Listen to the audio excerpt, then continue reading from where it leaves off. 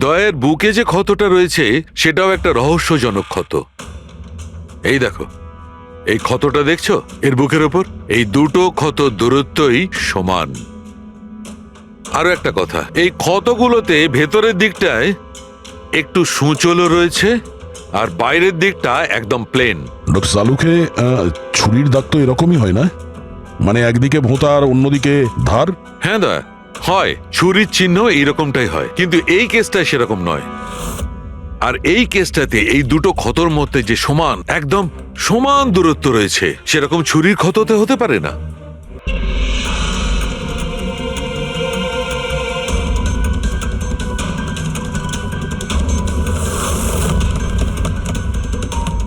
Nikhil Nikhil sir, Nikhil open the door sir. কি হয়েছে ভাই? কি হয়েছে? দরজা খুলছেন না তো? নিখিল দরজা খোল। Nikhil sir please open the door. আরে নিখিল! স্যারের আবার কিছু হয়ে যায়নি তো? আমি ফোন করে দেখছি। হ্যাঁ তাড়াতাড়ি করো। নিখিল স্যার আপনি কি আমাদের কথা শুনতে পাচ্ছেন? তো ফোনও তুলছেন না। আরে এটা কি করে হতে পারে? নিখিল স্যার আপনি ভেতরে আছেন এখন কি? হয়তো ওর কাল রাতের হ্যাংওভার কাটেনি। তুই চুপ করবি? হ্যাঁ, হাউসকিপিং, তোমার কাছে এক্সট্রা চাবি আছে না? হ্যাঁ দাও আমাকে। স্যার চাবি তো নেই, হারিয়ে আরে গেছে। হারিয়ে গেছে স্যার, মানে এটা কি? দরজা এরকম করে খুলুন, হারিয়ে যাবে স্যার। নাকি? আমি এসে গেছি, ওয়েট। এটা কি করে হলো? তুমি কি কার্ড হারিয়ে ফেলেছো? দেখুন আপনারা এইসব পরে ডিসকাস করবেন, এখন প্লিজ দরজাটা আমার খুলুন। কাছে গেস্ট রুমের ডুপ্লিকেট কি কার্ড আছে। নিখিল নিখিল নিখিল স্যার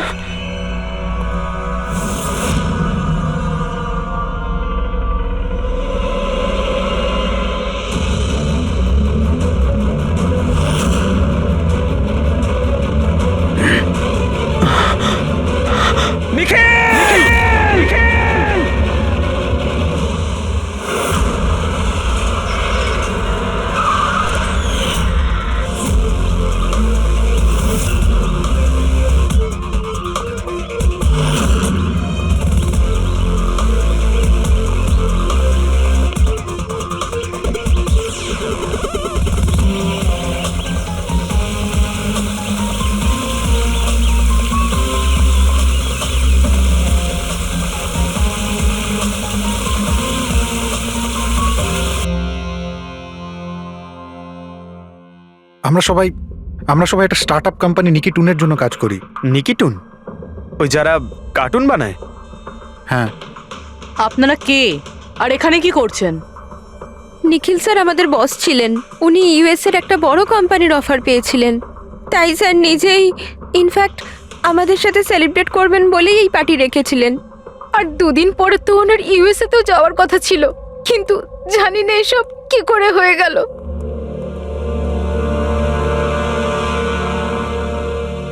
প্লিজ নিজেকে একটু সামলান।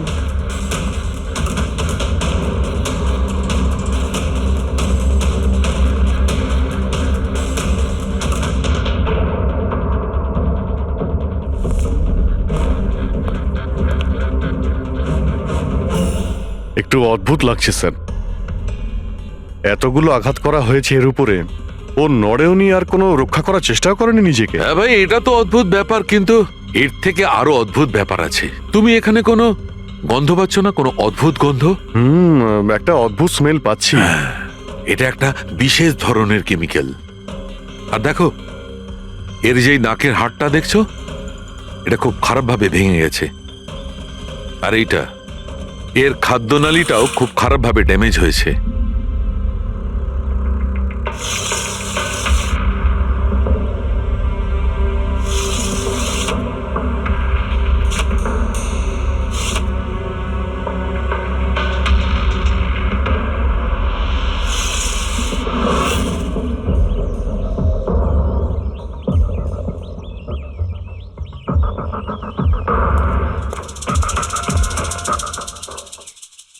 খুন পুরো প্ল্যান করেই করা হয়েছে।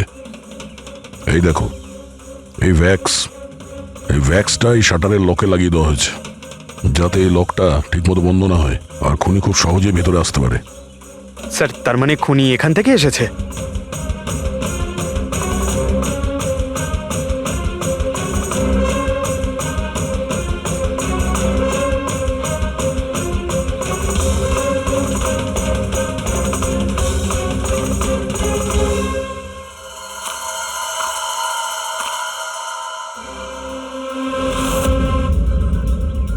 পঙ্কজ,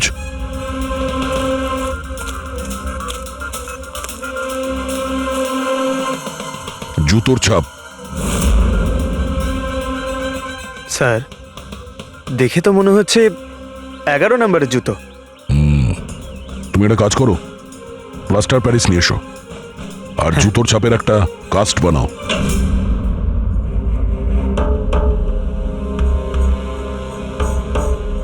স্যার, কি কার্ড? রুমের কি কার্ড এখানে?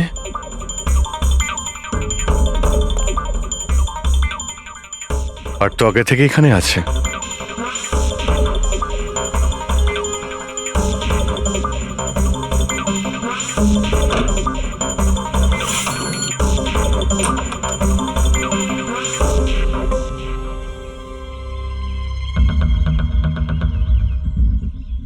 রবি, তুমি এই দরজার লক সিস্টেমটাকে চেক করাও।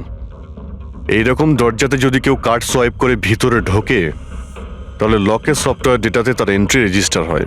খোঁজ নিয়ে দেখো কাল রাত থেকে আজ পর্যন্ত কতজন এখানে এন্ট্রি নিয়েছে। স্যার, একটা কার্ড এখানে পড়ে রয়েছে আর একটা কার্ড ওখানে লাগানো রয়েছে, দুটো কার্ড।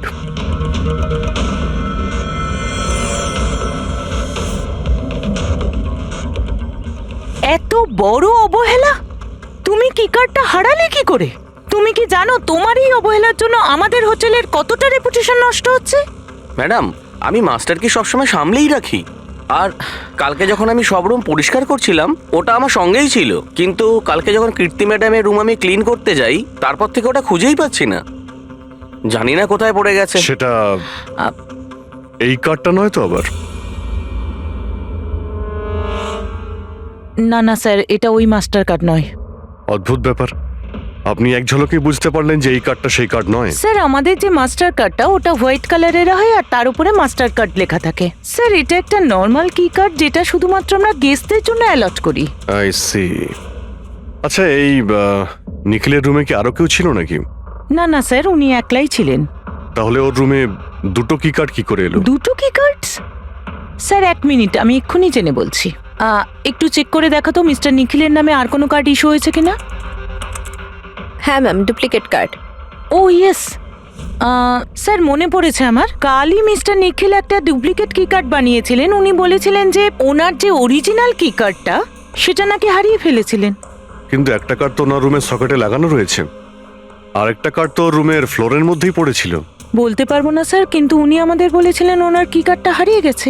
কোনো ব্যাপার না, থ্যাংক ইউ ভেরি মাচ। আচ্ছা, একটা কার্ড থাকা সত্ত্বেও নিখিল ডুপ্লিকেট কার্ডটা কেন বানালো? অভিজিৎ কখনো কখনো ডুপ্লিকেট কার্ড এই জন্যই চায় যে ও চায় যে অন্য কেউ ওর রুমে যাতায়াত করুক। আচ্ছা, এরকম নয় তো যে নিখিলের সাথে কারোর অ্যাফেয়ার চলছে ওর অফিসে কিংবা অন্য কোথাও? হতে পারে ওই চাবিটা ওর গার্লফ্রেন্ডকে দিয়েছিল আর ওর গার্লফ্রেন্ড ওকে মেরে দিয়েছে। স্যার, দরজার লকিং সিস্টেম স্ক্যান করে নিয়েছি। রাত্রে কি কার্ড দুবার সোয়াইপ হয়েছে, একবার 1:30টার সময়, একবার 1:45টার সময়। ওই টাইমেই নিখিলের খুনও হয়েছিল, কিন্তু খুনি রুমে দুবার কেন গেছিল? দুবার নয়, 3 বার। একবার ডুপ্লিকেট কার্ড দিয়ে, একবার মাস্টার কার্ড দিয়ে, আর আরেকবার ওই জানালা দিয়ে যেটা খোলা ছিল। স্যার, আমি সবাইকে জিজ্ঞাসা করে নিয়েছি, আর প্রত্যেকেরই বক্তব্য হলো তারা রাত্রে ঘুমোচ্ছিল।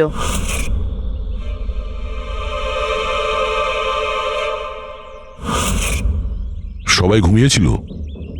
তাহলে ওই 3 জনকে যারা নিখিলের ঘরে ঢুকেছিল, আর তাদের মধ্যে খুনি কে?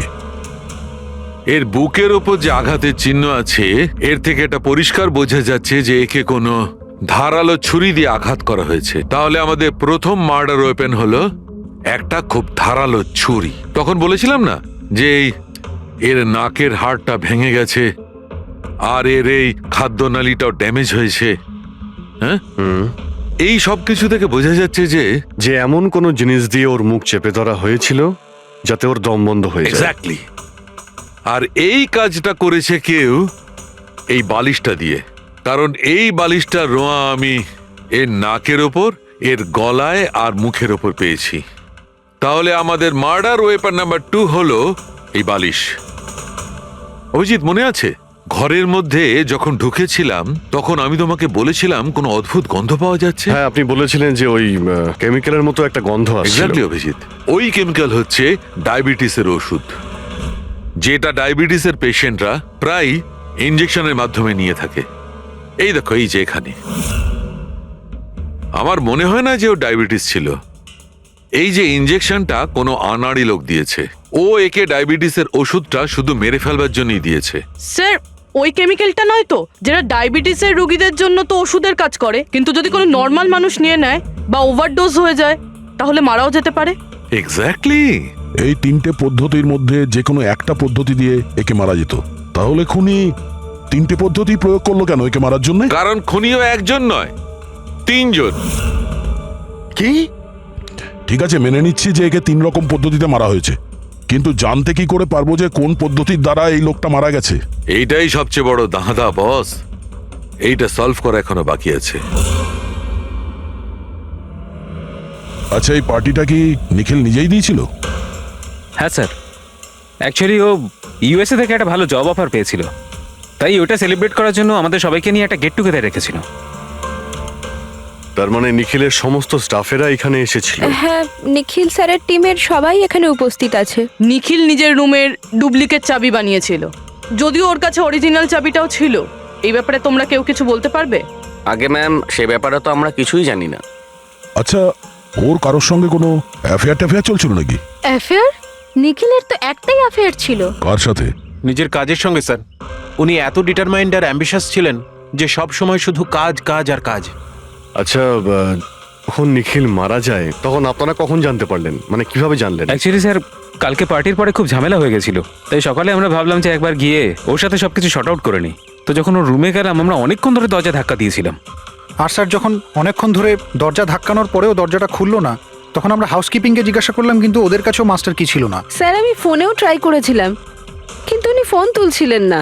আচ্ছা, তারপরে যখন ফাইনালি ম্যানেজার এসে মাস্টার কি দিয়ে দরজাটা খুললো, আমরা ভেতরে গিয়ে দেখলাম যে নিখিলের লাশ পড়ে আছে।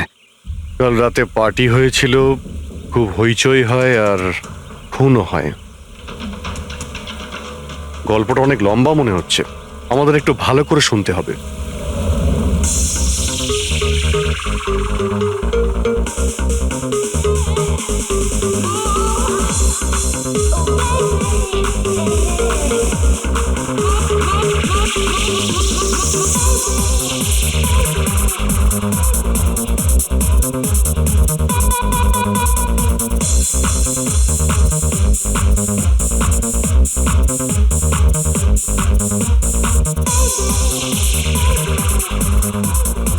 Hey, everyone, I want to raise a toast here. Yay! A toast for the boss. কিন্তু কংগ্রাচুলেশনস ভাই। ভাই, এত বড় চাকরি পেয়ে গেছিস ভাই। থ্যাঙ্কস। আর শুধু থ্যাঙ্কস? আরে তো বল না, কি চাই তোর? আমার আমার আমি আমার অধিকার চাই, যেটা তুই কেড়ে নিয়েছিস। ইনফ্যাক্ট আমাদের সবার। বল, দিবি? হ্যাঁ, এই যে তুই ইউএসএর চাকরি নিয়ে তো লাফাচ্ছিস না, এই অপরচুনিটিটা তুই আমাদের সবাইকে ঠকিয়ে পেয়েছিস। এবার তুই লিমিট ক্রস করে যাচ্ছিস। লিমিটও নয় নিখিল, তুই লিমিট ক্রস করেছিস, বুঝলি? কি বাজে কথা বলছিস তোরা? বাজে কথা নয়, ও একদম ঠিক বলেছে। তোর ডিলের পেপার ইউএসএ কোম্পানির সঙ্গে আমি দেখেছি। ইউএস এর কোম্পানি নিকি টুনস মানে আমাদের কোম্পানিকে ফান্ড অফার করেছিল, কিন্তু তুই আমাদের সবার পরিশ্রম ব্যবহার করে একাই ক্রেডিট নিতে চাইছিস। মনোজকে মনে আছে? মনোজ গাইজ, কলেজে এর একটা বন্ধু ছিল যার নাম ছিল Manoj. The guy was really intelligent, very intelligent. সে বেচারা নিজে কষ্ট করে কিছু সফটওয়্যার বানিয়েছিল, কিন্তু আমাদের এই মহান বন্ধু ওর বানানো ওই সমস্ত সফটওয়্যারগুলো একটা সফটওয়্যার কোম্পানিতে বিক্রি করে দেয়। কিন্তু ও ছিল সহজ সরল ছেলে, সে এটাকে কিছুতেই মেনে নিতে পারেনি আর তাই সুইসাইড করে ফেলে। কিছু মনে পড়লো নিখিল? ও, তাহলে এত হিংসা করিস তোরা আমাকে? তাই যদি হয় তাহলে আমার সঙ্গে বিজনেসে এসেছিলি কেন? আছে কোনো উত্তর নেই? আমি বলছি তোকে, কারণ তুই একটা বড় লুজার। আর তুই শুধু একা নয়, তোরা সবাই এক একজন লুজার। পার্টি শেষ, যা এবার বাড়ি যা, গেট লস্ট। আরে তোর পার্টিতে থাকতে গেছে। এই তোর আরে ফালতু কথা বলে চলে যাও। চল এখান থেকে। এই আরে আরে ভাই, নিজেকে একটু সামলে, কি করছিস কি? আপনারা সবাই ছিলেন কিভাবে আলাদা আলাদা রুমে? স্যার সিনিয়র ম্যানেজমেন্টের 4 জন আলাদা আলাদা ঘরে ছিল, মানে আমি, জোসেফ, অরুণ আর ওদিকে নিখিল। বাকিরা 2 জন করে রুম শেয়ার করেছিল। স্যার একটাতে জয়া আর প্রীতি, একটাতে সারদা আর কীর্তি, আর একটাতে অভয় আর ও। আপনারা আপনাদের রুমে যাওয়ার পরে আর বাইরে বের হননি? কিন্তু পার্টি তো অনেক তাড়াতাড়ি শেষ হয়ে গেছিল না? আর আপনারা ভালো ছেলের মতো সবাই নিজের রুমে গিয়ে শুয়ে পড়েছিলেন, হ্যাঁ? স্যার আসলে আমি আর সারদা সারা রাত গল্প করেছিলাম, কারণ পার্টিতে যা কিছু হয়েছিল সেগুলো আমরা ভুলতে পারছিলাম না। হ্যাঁ স্যার, আমরা তো রুমেই ছিলাম আর প্রায় আমরা ভোর 5টা পর্যন্ত গল্প করেছি। স্যার আমার তো কিছু করার ক্ষমতাই ছিল না। আমি তো পার্টি থেকে রুমে ফিরলাম আর শুয়ে পড়লাম, আর তারপর সকালেই আমার চোখ খুলেছিল। ঠিক স্যার, এর অবস্থা তো একটু বেশি খারাপ ছিল। ইনফ্যাক্ট এতটাই খারাপ যে রাতে বারবার উঠে আমাকে চেক করতে হচ্ছিল। স্যার আমি তো তাড়াতাড়ি ঘুমিয়ে পড়েছিলাম, কিন্তু হ্যাঁ রিদ্ধি রাতে অনলাইন ছিল। হ্যাঁ স্যার, আমি আমার বয়ফ্রেন্ডের সাথে ভিডিও কলে কথা বলছিলাম। ও লন্ডনে থাকে, তাই আমাদের টাইম জোন আলাদা। আমরা প্রায় ভোর 4টে পর্যন্ত কথা বলি। আপনি চাইলে আমার কল লগ চেক করতে পারেন। আর জোসেফ, জোসেফ কোথায়? জোসেফ? জোসেফ? ও তো আমার মনে হয় স্যার রাতের পার্টির পর থেকেই উধাও।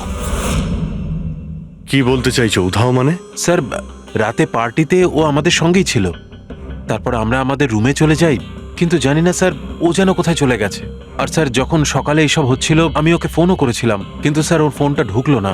পরে যখন আমি রিসেপশনে গিয়ে এনকোয়ারি করি তখন জানতে পারি ও রাত্রেই হোটেল থেকে বেরিয়ে গেছে। একটা লোকের খুন হয় আর আরেকটা লোক উধাও, আর এই কথাটা আপনারা এখন আমাদের বলছেন? আপনারা যেতে পারেন, যান।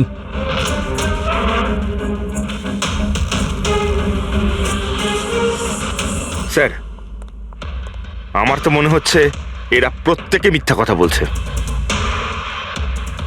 যতক্ষণ আসল খুনি সামনে না আসছে ততক্ষণ এরা সবাই সন্দেহের তালিকায় আছে। দয়ের বুকে যে ক্ষতটা রয়েছে সেটাও একটা রহস্যজনক ক্ষত। এই দেখো, এই ক্ষতটা দেখছো এর বুকের ওপর? এই দুটো ক্ষত দূরত্বই সমান। আরো একটা কথা, এই ক্ষতগুলোতে ভেতরের দিকটায় একটু সূচলও রয়েছে আর বাইরের দিকটা একদম প্লেন। ডক্টর সালুকে ছুরির দাগ তো এরকমই হয় না?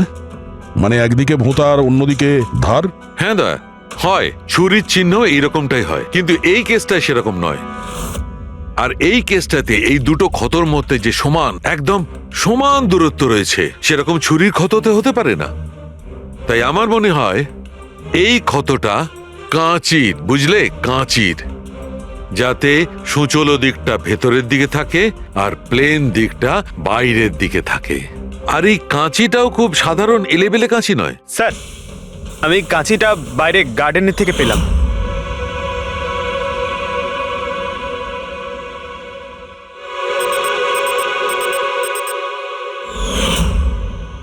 এই দেখো। আর স্যার ওর ওপর ব্লাডের ট্রেসেসও আছে। আমি যেমন বলছিলাম সেই রকমই কাঁচি, আর এর উপরে ব্লাডের ট্রেসেসও পাওয়া গেছে। হতে পারে খুনি এই কাঁচি দিয়েই আঘাত করেছে। ইয়াস, আর একটা কথা, যে আঘাত করেছিল সে লেফট হ্যান্ডার ছিল।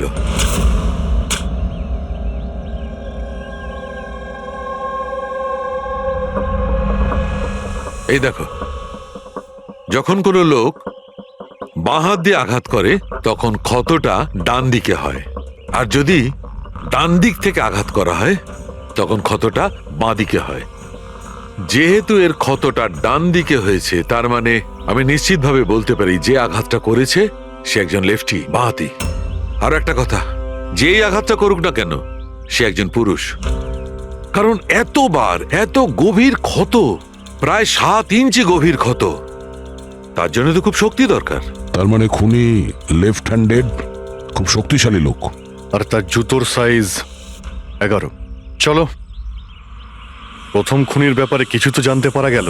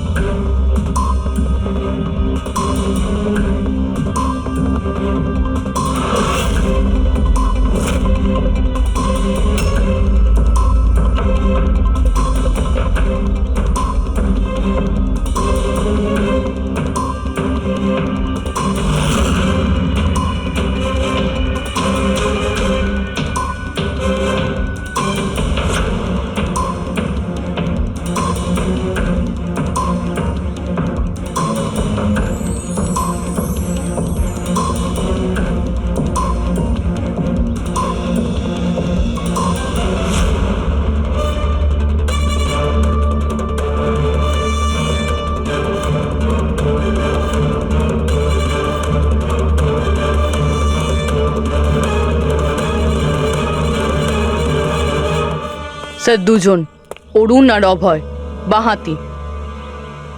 অরুণ সিঙ্গেল রুমে ছিল আর অভয় সমীরের সাথে রুম শেয়ার করেছিল।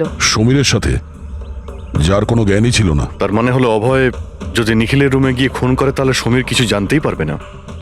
আর স্যার অরুণ, ও তো একা ছিল। এই দুজনেরই পোটেনশিয়াল সাসপেক্ট। আচ্ছা, ওদের জুতোর মাপটা চেক করেছো? হ্যাঁ স্যার, চেক করেছি। দুজনের মধ্যে কেউই 11 নম্বরের জুতো পরে না। অরুণ 13 নম্বরের জুতো পরে আর অভয় 8। আর যে 11 নম্বরের জুতোর চিহ্ন পাওয়া গিয়েছিল সেটা কারোর সঙ্গে ম্যাচ করেছে? হ্যাঁ স্যার, ম্যাচ হয়েছে। ধীরজ। ধীরজ? ধীরজও সিঙ্গেল রুমেই ছিল, কিন্তু স্যার ওর লেফট হ্যান্ডেড নয়, রাইট হ্যান্ডেড। আচ্ছা, এরকম না তো যে ডক্টর সালুকের কোনো ভুল হয়েছে? মানে আমি বলতে চাইছি, খুনি বাঁহাতি নয়। ডক্টর সালুকের সঙ্গে কথা বলার আগে এই ধীরজের সঙ্গে কথা বলি। স্যার, আপনাদের কোথাও একটা ভুল হচ্ছে স্যার। আমি সত্যি ওকে খুন করিনি স্যার। ক্রাইম সিনে আমরা তোমার জুতো ছাপ পেয়েছি। স্যার, এটাও তো হতে পারে যে অন্য কেউ আমার জুতোটা পরে নিয়েছিল। আসলে আমি জুতোটা রুমের বাইরে রেখেছিলাম পলিশ করার জন্য। কিন্তু তুমি রুমের মধ্যে একা ছিলে, আর তোমার কাছে তার কোনো পোক্ত প্রমাণও নেই। স্যার, ওই সারদা। সারদা?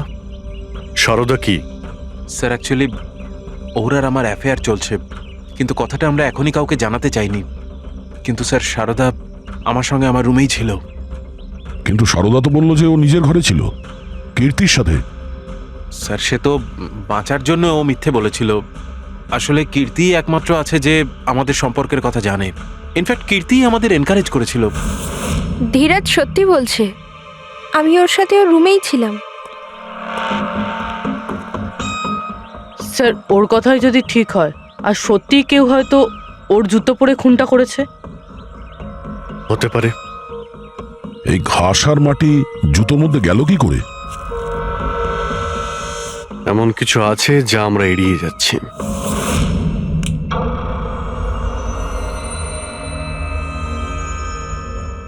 নিখিলকে খুন এই অভয় করতে পারে। অভয়? হ্যাঁ। কিভাবে স্যার? একটু ভেবে দেখো পুরবি। অরুণ, যার জুতোর সাইজ 13 নম্বর, এই জন্য অরুণ ধীরাজের জুতো পরতে পারবে না। তার কারণ ধীরাজের জুতোর সাইজ 11। অরুণের পা ধীরাজের পায়ের থেকে বড়। কিন্তু অভয়, যার জুতোর সাইজ 8 নম্বর, মানে যার পা ছোট, সে ধীরাজের জুতো পরতে পারে। অভয় ধীরাজের জুতো নিজের পায়ে পরে নিখিলকে খুন করতে পারে। এবার বাকি থাকলো ওই পায়ের ছাপ। যখন কোনো ছোট পায়ের লোক কোনো বড় পায়ের লোকের জুতো পরে হাঁটে, তখন নিজের শরীরের ব্যালেন্স বজায় রাখার জন্য সে নিজের বডির ভারসাম্য রক্ষা করতে জুতোর সামনের দিকে ভর দেয়। আর এই জন্য ছাপটাও সেরকম হয়। বুঝেছো? তোমার জুতোটা একবার পুরবিকে দাও, হেঁটে দেখাও।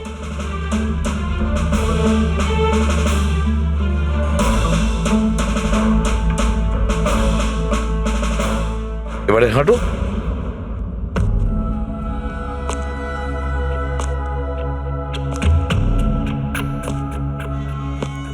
হ্যাঁ স্যার, ব্যালেন্স করার জন্য আমাকে প্রেশারটা সামনে দিতে হচ্ছে।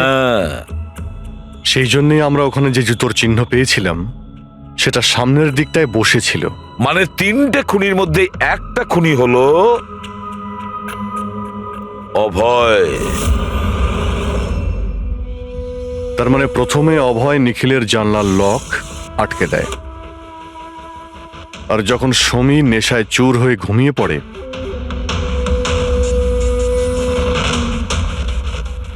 অভয় বাইরে যায়, ধীরাজের জুতো পরে,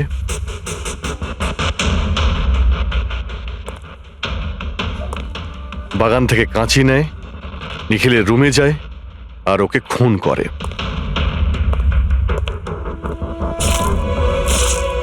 এবার খোঁজ নিতে হবে বাকি 2জন খুনি কারা, আর এই 3 জনের মধ্যে প্রথম কে খুন করেছে। বস, এত খুশি হবার কোনো দরকার নেই। এই কেসটা এখনো সলভ হয়নি। মনে আছে নিখিলের 2জন খুনি এখনো বাকি আছে। হ্যাঁ সালুকে, আমি জানি যে আরো 2টো খুনি বাকি আছে, আর তাদেরও তাড়াতাড়ি পাওয়া যাবে। পেয়ে গেছি স্যার, পেয়ে গেছি। ওই জোসেফকে পেয়ে গেছি। এটা সত্যি স্যার, আমি রাত্রে রিসর্ট থেকে চলে গিয়েছিলাম।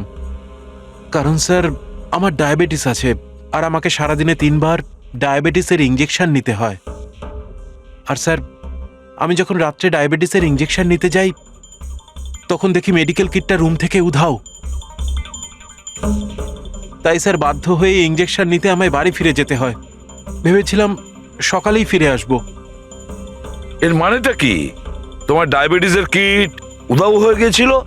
মানে স্যার আমি বলতে চাইছি, আমরা 2 দিনের জন্য রিসর্টে এসেছিলাম, আর আমার প্রয়োজনীয় সমস্ত ওষুধ ওই মেডিকেল কিটের মধ্যেই আমি রেখেছিলাম।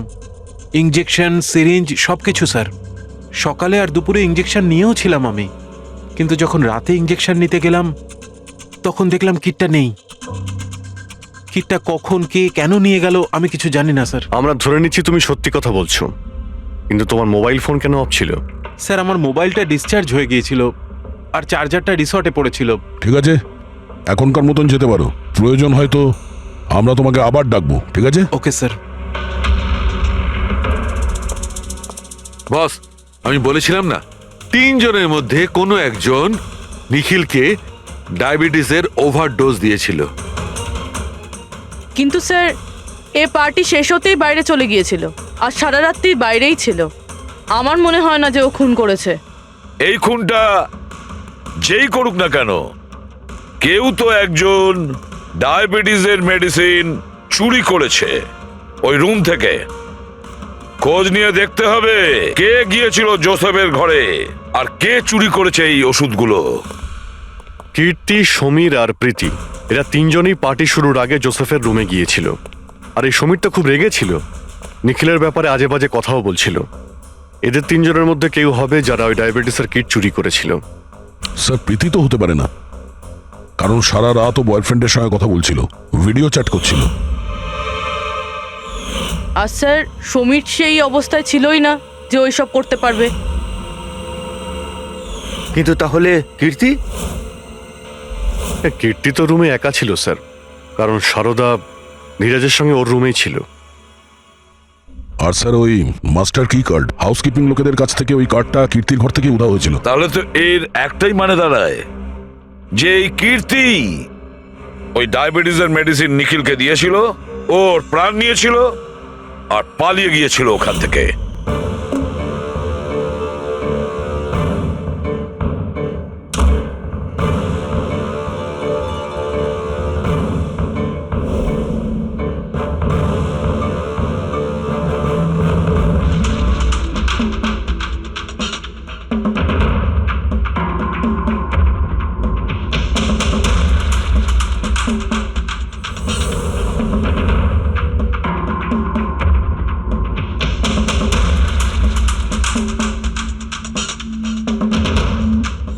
স্যার, 2 জনকে তো পেয়ে গেলাম।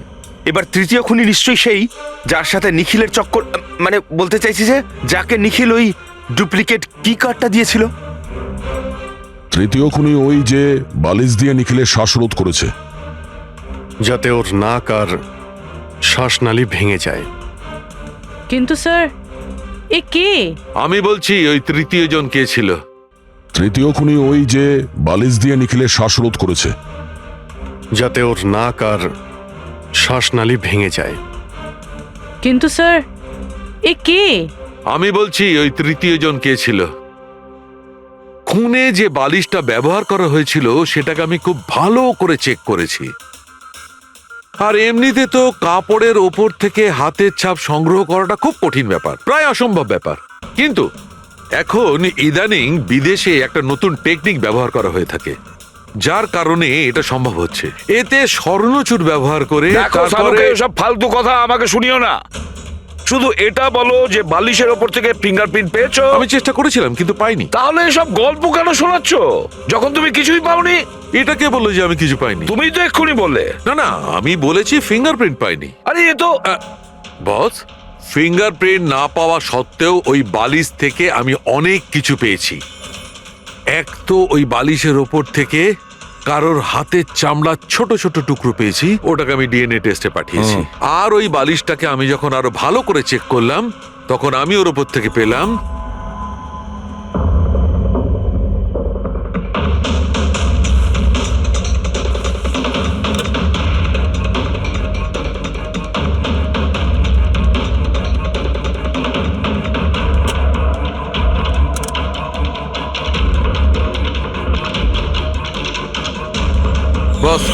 হাতের সাইজ ছোট হওয়াটা, বাম হাতের আঙুলের মধ্যে আংটি আর বালিশের ওপর নখের আঁচড়, এই সবকিছুই প্রমাণ করছে যে এটা কোনো মহিলার কাজ। দেখলেন স্যার, আমি বলেছিলাম কিনা নিখিলের নিশ্চয়ই কোনো মহিলার সাথে চক্কর ছিল। কিন্তু কে কে হতে পারে? এরা ওই হাতের ছাপের সঙ্গে ওদের হাতের ছাপ ম্যাচ করিয়ে দেখুক না। না সালুকে, তাতে কোনো লাভ নেই, এতে কিচ্ছু হবে না। কেন?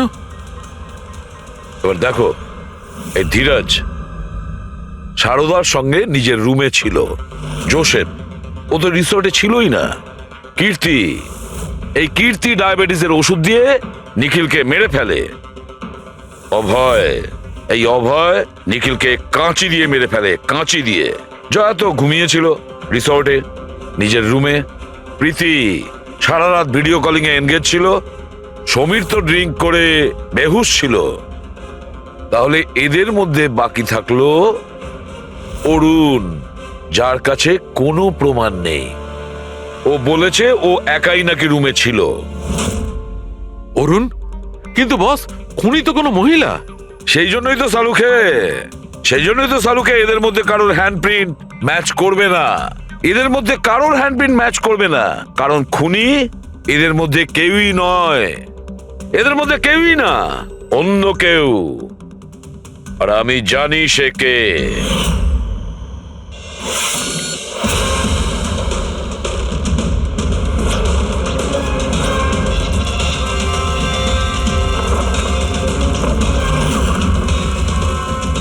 আপনি ঠিক বলেছিলেন স্যার, এটা সেই নিখিলের জন্য ওর যে বন্ধু মনোজ আত্মহত্যা করেছিল তার গার্লফ্রেন্ড।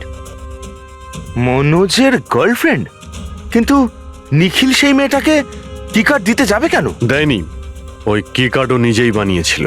নিখিলের রুমের কি কার্ড তো কখনো চুরিই হয়নি, আর না কখনো সে ছায়াকে বলেছিল যে তার রুমের ডুপ্লিকেট কি কার্ড বানিয়ে দিতে। ওই ডুপ্লিকেট কি কার্ড তো ছায়া বানিয়েছিল, সেটাও নিজে নিজে। তারপরে নিখিলের রুমে যায় আর নিখিলকে খুন করে দেয়। নিজের প্রেমিক মনোজের মৃত্যুর প্রতিশোধ নেয়, ও প্রতিশোধ নেয়। বলুন স্যার, আবার আমাদেরকে ডাকলেন কেন? আগে হ্যাঁ, আপনাদের আমরা এই কারণে ডেকেছি, কারণ খুনিকে আমরা জানতে পেরেছি। আপনারা জেনে গেছেন স্যার কে সে? আপনার জানার খুব তাড়া দেখছি। স্যার সে তো আমি এমনি জিজ্ঞেস আচ্ছা, করছি। মিস্টার অভয়, তোমার কি মনে হয় কে খুন করেছে? স্যার এটা আমি কি করে বলতে পারবো, এটা তো আপনাদের জানার কথা। আমরা তো জানি, আপনারাও কিছু আন্দাজ করুন। মিস ছায়া, আপনার কিছু আন্দাজ আছে? সেটা আমি কি করে বলতে পারি? দেখুন প্লিজ আপনারা তাড়াতাড়ি করুন, আমায় যেতে হবে, জরুরি কাজ আছে। আরে হ্যাঁ, আপনার তো তাড়া রয়েছে। যেমন খুনের রাতে ছিল, নিখিলকে বালিশ দিয়ে খুন করার পরে তাড়াহুড়ো করে ওখান থেকে বেরোনোর সময় আপনি এই ডুপ্লিকেট কার্ডকে ওখানে ভুলে আসেন। মনে পড়ছে কি আপনার? এসব কি বলছেন কি? আমি কেন ওকে খুন করব? আমি তো ওকে চিনি না। অফকোর্স আপনি ওকে চেনেন। আপনারই বয়ফ্রেন্ড কয়েক বছর আগে এই নিখিলের জন্যই আত্মহত্যা করেছিল না? তারই প্রতিশোধ নিচ্ছেন তো আপনি? তার মানে আপনারা বলছেন মনোজ ওর বয়ফ্রেন্ড ছিল? গাইজ, কলেজে এর একটা বন্ধু ছিল যার নাম ছিল Manoj. The guy was really intelligent, very intelligent. সে বেচারা নিজে কষ্ট করে কিছু সফটওয়্যার বানিয়েছিল, কিন্তু আমাদের এই মহান বন্ধু ওর বানানো এই সমস্ত সফটওয়্যারগুলো একটা সফটওয়্যার কোম্পানিতে বিক্রি করে দেয়। সে এটাকে কিছুতেই মেনে নিতে পারেনি, আর তাই সুইসাইড করে ফেলে। তার মানে নিখিলকে খুন ও করেছে? তিনজন নিখিলকে মেরেছে, তিনজন, আর তারা তোমাদের মধ্যেই আছে। এটা কি বলছেন স্যার আপনি? এটাই যেটা আপনি শুনলেন। জিজ্ঞাসা করুন মিস্টার অভয় মৃস্কৃতিকে। কি অভয়, আমরা তো প্রমাণ পেয়ে গেছি। এখন তোমরা নিজেদের দোষ নিজেরা স্বীকার করবে নাকি পুরো ঘটনাটা আমাদের থেকেই শুনবে? বলছি স্যার, এই নিখিল আমাদের সবাইকে ঠকিয়েছিল স্যার, আর সেই কথাটা আমি কিছুতেই ভুলতে পারছিলাম না স্যার। আর শুধু সেই রাগের কারণে আমি ওকে খুন করে ফেলেছিলাম স্যার। ও যে ইউএস এর অপরচুনিটি পেয়েছিল তাতে আমাদের সবার পরিশ্রম ছিল, আর ও আমাদের সবাইকে বাদ দিয়ে একাই ক্রেডিট নিতে চাইছিল। আমি এটা সহ্য করতে পারিনি, আর আমি জোসেফের ডায়াবেটিসের ইনজেকশন দিয়ে ওকে মেরে ফেলি। যাক, ভালো হয়েছে তোমরা সবাই নিজেদের অপরাধ স্বীকার করেছো। এদেরকে অ্যারেস্ট করো। কিন্তু স্যার আপনারা এইভাবে আমাদের অ্যারেস্ট করতে পারেন না। তোমার মাথা ঠিক আছে তো? তোমাদের সবার বিরুদ্ধে প্রমাণ আছে আমাদের কাছে। প্রমাণ?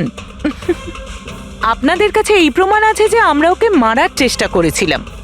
এবার তিনটে আলাদা আলাদা লোক আলাদা আলাদা ভাবে মারার চেষ্টা করেছে, তাহলে তিনজন তো খুনি হতে পারে না। খুনি সেই যে প্রথমে মারার চেষ্টা করেছিল, আর বাকি দুজন ওরা লাশকে মারার চেষ্টা করেছিল। এবার যতক্ষণ না আপনারা এটা প্রুফ করছেন যে প্রথমে মারার চেষ্টা কে করেছে, আপনারা আমাদের গ্রেফতার করতেই পারেন না। আর যদি গ্রেফতার করেও নেন তাহলে আমাদের বিরুদ্ধে কোনো কেস হবে না, কারণ মৃত ব্যক্তিকে কেউ 3 বার মারতেই পারে না। কীর্তি, ছায়া, অভয়, তোমাদের তিনজনের মধ্যে আসল খুনি কে সেটা আমরা খুব তাড়াতাড়ি বলবো। কিন্তু একটা কথা খুব ভালো করে মনে রেখো, আজ পর্যন্ত কোনো অপরাধী আমাদের হাত থেকে নিস্তার পায়নি। খুব ভালো করে মনে রাখবে।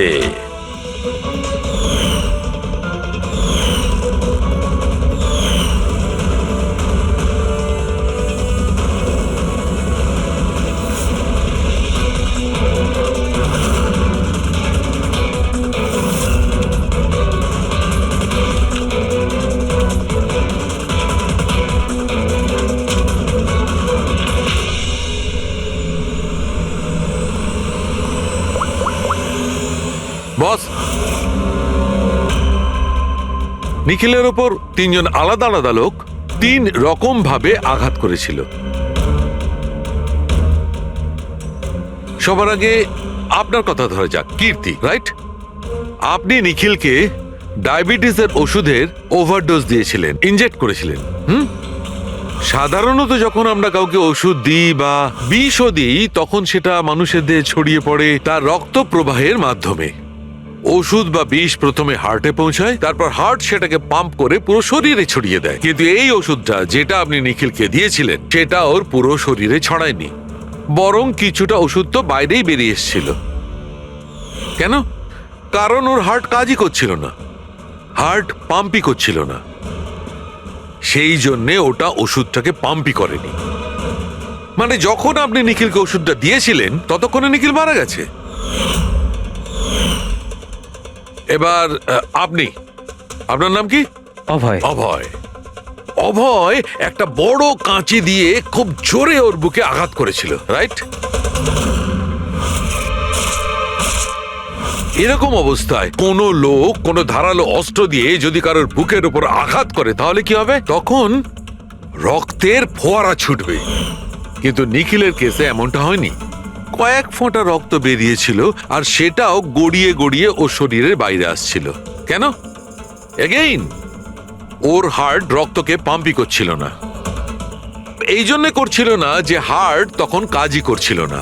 মানে এটা পরিষ্কার, আপনি যখন ওকে কাঁচি দিয়ে আঘাত করেছিলেন ততক্ষণে নিখিল মারা গেছিল। তার মানে এটাই, নিখিলকে সবার আগে যে মারতে এসেছিল অভয় তুমি ছিলে না।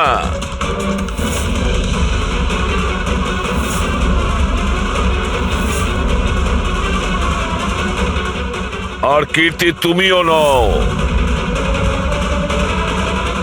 নিখিলকে যে প্রথম মেরেছিল ছায়া, নিখিলের প্রাণ নিয়েছে এই ছায়া।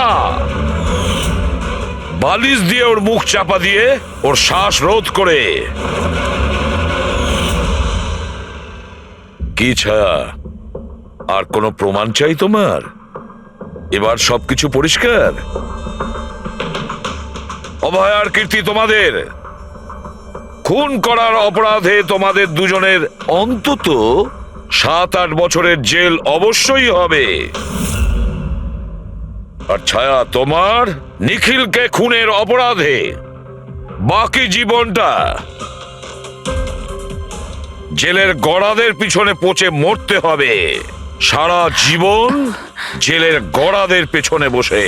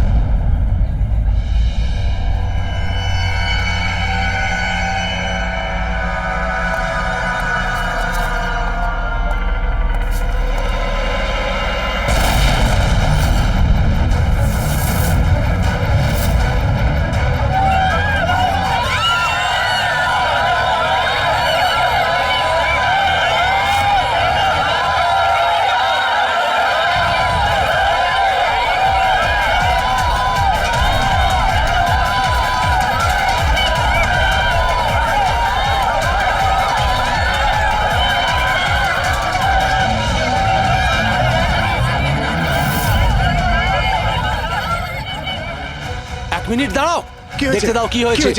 কি হয়েছে স্যার? ওই যে দেখুন ওদিকে।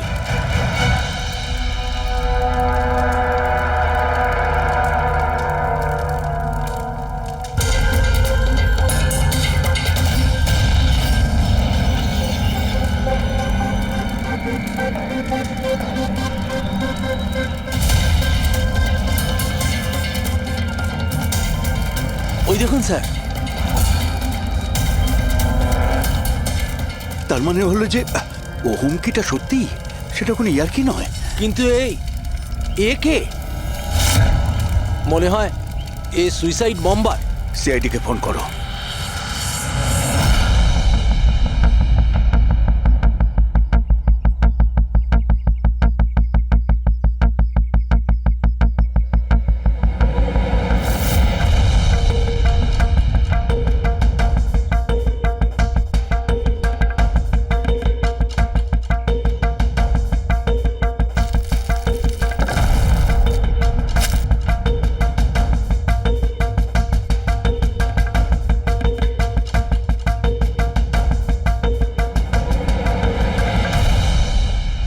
পাওয়া যেতে পারে এর থেকে? পাওয়ার মতো কিছু নেই বস। বডিতে বডি ডিকম্পোজ হয়ে গেছে, পচে গেছে। তাহলে তো চেনা খুব মুশকিল। না, চেষ্টা করব। সবার আগে এই হাড়ের ওপর যে মাংস টুকরো আছে, টিস্যুত আছে, এগুলোকে সরিয়ে হাড়টাকে একদম পরিষ্কার করে দেখি। ঠিক আছে। আইডেন্টিফিকেশনের কোনো চান্স আছে? চেষ্টা করবো দা। আপাতত আমি লাশটাকে ল্যাবে নিয়ে যাচ্ছি। স্যার, সবাই খুব শকে আছে। কলেজের প্রিন্সিপাল বলছিল কিছুদিন আগে কলেজে হুমকি এসেছিল। হুমকি? Bomb threat sir. কেউ স্টাফ রুমের দেওয়ালে লিখে দিয়েছিল যে এই কলেজটা বন্ধ করো, না হলে এখানে ব্লাস্ট হবে। পুরো কলেজটাকে উড়িয়ে দেওয়ার হুমকি, আর এত ছোট একটা ব্লাস্ট। হয়তো ওর হুমকির একটা ছোট ডেমো। কিন্তু এটা কি ধরনের বোম? সাধারণত যেখানে ব্লাস্ট হয় সেখানে লোহার গুঁড়ো পাবে, কাঁচের গুঁড়ো পাবে, পেরেক পাবে, ধারালো সব জিনিস পাবে। তার কারণ হলো যতটা সম্ভব ক্ষতি করা। ফ্রেডি, একবার দেখাও তো।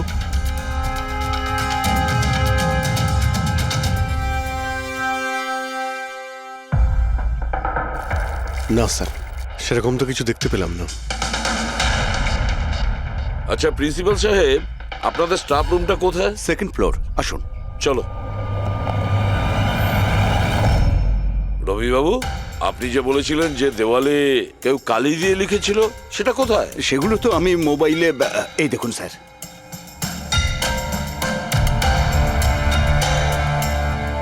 তো আপনারা তো তাড়াতাড়ি কি ছিল এই দেওয়ালটা রং করার? সমস্ত স্টাফেরা খুব ঘাবড়ে গিয়েছিল, সবাই চিন্তা করছিল, আর কলেজের পরিবেশ খারাপ হচ্ছিল। তারপর এক্সামিনের সময় এসে গেছিল, সেই জন্যই আমি মুছে দিয়েছি। কিন্তু এই পেনটা কে করেছে? ওই তো আমাদের রাম আদর্শ, আমাদের কলেজের কন্ট্রাক্টর। ওই করেছে রং। আমি ভাবলাম যে যদি এই লেখাগুলো মুছে দিই সবাই কাজে মন দিতে পারবে। আপনি যখন এই হুমকির কথা জানলেন তখন পুলিশে গিয়ে কমপ্লেন করেননি কেন? স্যার করেছিলাম, পুলিশ এসেও ছিল, ওনারা অনেক জিজ্ঞাসাবাদ করলেন, তারপর ওনারা বলে দিলেন হয়তো কেউ এটা দুষ্টুমি করেছে, তারপর চলে গেলেন। আপনাদের কলেজের করিডোরে সিসিটিভি ক্যামেরা লাগানো আছে না? তো চলুন আমরা গিয়ে দেখি ভিডিও ফুটেজটা, জানা যাবে কে এসেছিল ভেতরে। আমরা ফুটেজ দেখেছি স্যার। কি দেখেছেন? যত লোক বাইরে থেকে ভেতরে এসেছিল আর গিয়েছিল তারা হয় প্রফেসর বা স্টাফেরা, বাইরের তো কোনো লোকই আসেনি। কারণ যদি হুমকি দেওয়ারই হয় তো সে স্টাফ রুমে কেন লিখতে যাবে? আপনার রুমেও লিখতে পারতো, বা কলেজের যে মেন গেট রয়েছে সেখানেও সে লিখতে পারতো। এখানেই কেন লিখলো? দেখুন রবিবাবু, কেউ না কেউ তো ভেতরে এসেছিল।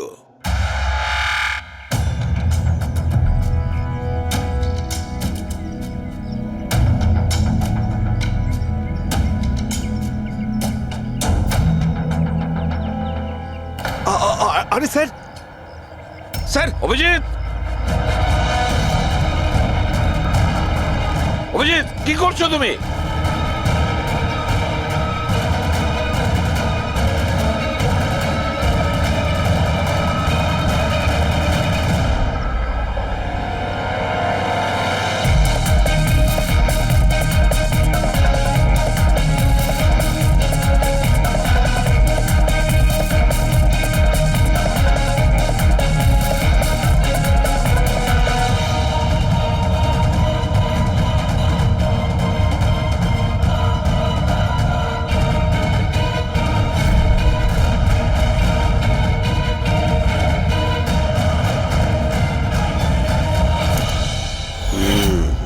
যেখানে ব্লাস্ট হয়েছিল সেই স্পটটা এই জানালার একদম নিচেই, আর এই জানালাটা স্টাফ রুমের একদম পাশেই, আর জানালার ঠিক লাগোয়া হলো এই বেঞ্চ।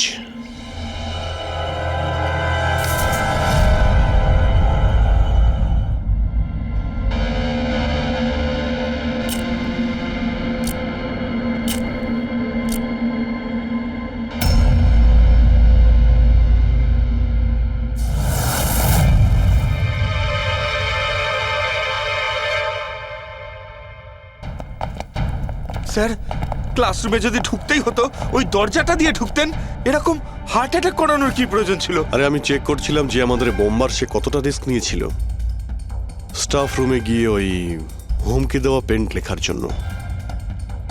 তার মানে স্যার, যে 65 লেখা বেঞ্চে যে ছেলেটা বসেছিল সেই বোমটা নিচে ফেলেছিল, যা ঠিক ওখানেই পড়েছিল।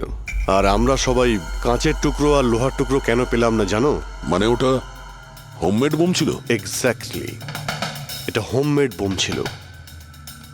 এই যে বাড়িতে ব্যবহার হয় না ব্লিচিং পাউডার ইত্যাদি, এগুলো দিয়েই বানানো হয়েছিল। সেই কারণেই ওই এভিডেন্স প্যাকেটে ব্লিচিং পাউডারের গন্ধ আসছিল। স্যার, এই ব্লিচিং পাউডার ওর ওই বেঞ্চেও লেগে রয়েছে।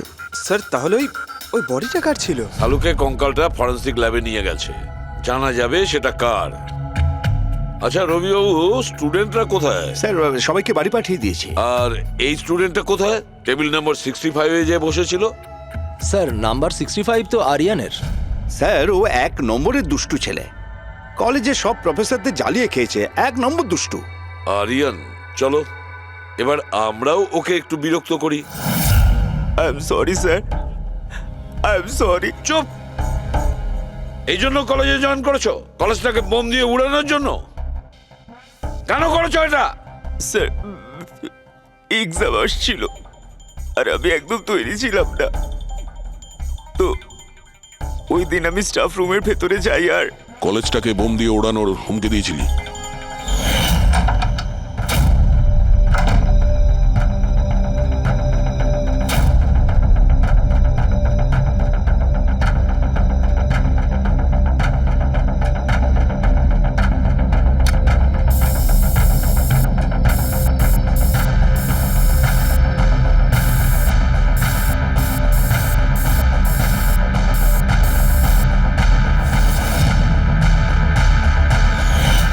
আমি ভেবেছিলাম যে এতে কলেজ ম্যানেজমেন্ট ভয় পেয়ে যাবে আর এক্সামকে পোস্টপোন করে দেবে, যাতে আমি আরেকটু সময় পেয়ে যাই তৈরি হতে।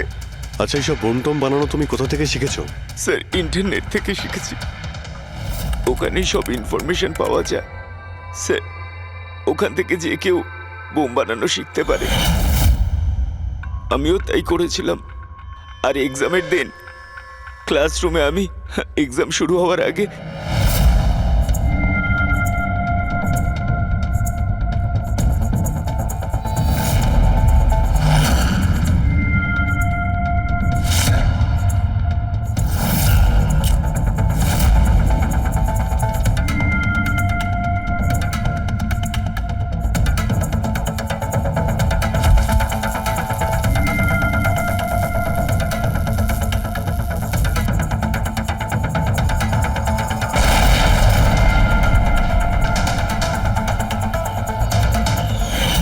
যদি এই বুদ্ধিটা পড়াশোনায় কাজে লাগাতে তাহলে অনেক বড় কাজ করতে পারতে। স্যার আমি এইসব এক্সামটা বন্ধ করতে করেছিলাম। স্যার আমি কাউকে মারতে চাইনি। কিন্তু মেরেছো তো ঠিকই না? না বস, আরিয়ানের কারণে কারোর প্রাণ যায়নি। এটা কি বলছো তুমি সালুকে? বোম ব্লাস্ট করেছে ও কলেজে? হ্যাঁ বস, বম ব্লাস্ট করেছে। আর ওই বম ব্লাস্টের কারণে একটা মার্ডার কেস আমাদের সামনে এসে হাজির হয়েছে।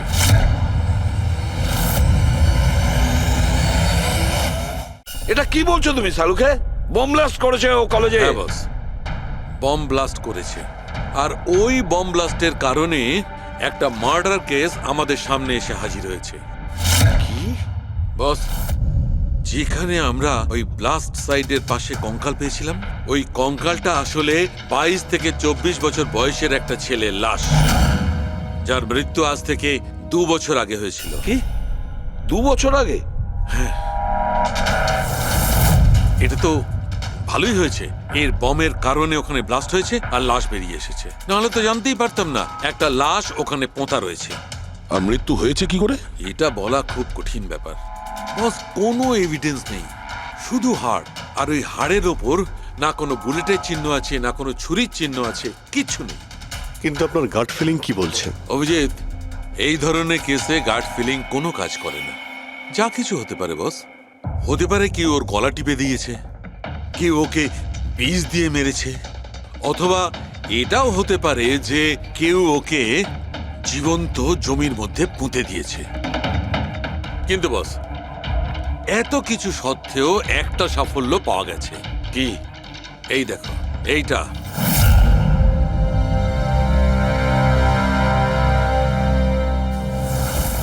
এই সেই ছেলেটা? হ্যাঁ স্যার, এই কলেজে প্রিন্সিপাল হবার আগে আমি কেমিস্ট্রির টিচার ছিলাম। সব ছাত্রছাত্রীদেরই আমি পোক করতাম যাতে কেমিস্ট্রিতে তাদের রুচি আসে, কিন্তু একে কখনো আমায় পোক করতে হয়নি, কারণ প্রথম থেকেই এর কেমিস্ট্রির প্রতি নজর ছিল। খুব ব্রিলিয়েন্ট ছিল স্যার। আর্থ ন্যাশনাল কেমিস্ট্রি অলিম্পিয়াড অ্যাওয়ার্ড 2015, 2 বছর আগে। আগে হ্যাঁ, আমরা এই অ্যাওয়ার্ড পেয়েছিলাম। আর শালুকের কথা অনুযায়ী ওর মৃত্যু 2 বছর আগে হয়েছিল। আপনাকে কেউ কিছু বলেনি যে ও চলে গেছে, ও নিখোঁজ হয়ে গেছে? পুলিশের রিপোর্ট তো নিশ্চয়ই করেছে? না স্যার, আমাকে কেউ কিন্তু বলেনি। কে যেন বলেছিল এর আর ওর বাবার মধ্যে কোনো বনিবনা ছিল না, তাই বাড়ি ছেড়ে চলে আসে। তবে খুবই ব্রিলিয়েন্ট ছেলে ছিল স্যার, পড়ায় খুবই মনোযোগ ছিল। আরে আমাদের কলেজের কেমিস্ট্রি ল্যাবে অ্যাসিস্ট্যান্টের কাজও করত। আর তাতে যা টাকা পেত সেগুলো খরচ করতো না, সবই সঞ্চয় করত। কোনো বিশেষ জিনিসের জন্য ও টাকা জমাতো? ও বলতো যে আমি কোনো এনজিওর সাথে মিলে দুস্থ মানুষদের সাহায্য করব। হ্যালো স্যার, মাইসেলফ প্রণব, কলেজের চেয়ারম্যান আর লোকাল কর্পোরেটর। ইন্সপেক্টর, আমি এসব কি শুনছি যে এই যে ব্লাস্ট হয়েছে সেটা সুইসাইড বম্বারের কাজ? না, কোনো সুইসাইড বোম অ্যাটাক হয়নি, বরং একটা খুন হয়েছে। খুন? আগে হ্যাঁ, আর সেই খুনটা 2 বছর আগে হয়েছিল। আপনারই এক স্টুডেন্ট ছিল আর্থ, ওকেই খুন করা হয়েছিল। গড। ইন্সপেক্টর প্লিজ, আমাদের স্টুডেন্টের ওপর এর একটা খারাপ প্রভাব পড়ছে, আর আমি কলেজটা খুব তাড়াতাড়ি আবার খুলতে চাই। So please I request you, এই কেসটা যত তাড়াতাড়ি সম্ভব সলভ করুন। আমরাও এটাই চাই। Thank you. অ্যান্ড ইয়েস, আপনাদের কোনো রকমের কোনো সাহায্যের প্রয়োজন হলে একটুও দ্বিধাবোধ করবেন না, আমি যা করতে পারি করব। আপাতত শুধু ওর বাড়ির ঠিকানাটা দিলেই হবে। স্যার আমার মনে হয়েছিল ও আমার উপর রেগে আছে, আমার উপরে অভিমান করেছে।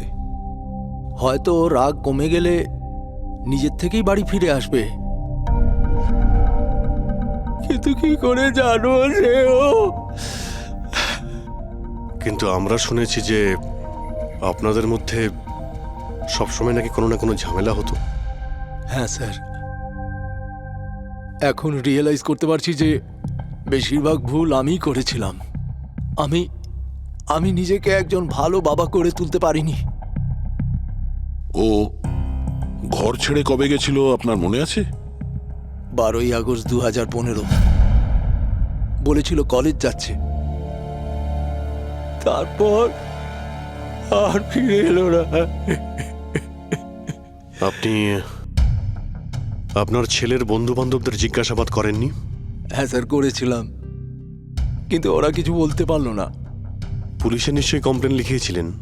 প্রত্যেকটা স্টেটের খবরের কাগজে ওর হারিয়ে যাওয়ার খবর ছাপিয়েছিলাম, কিন্তু তাতেও কিছু হয়নি।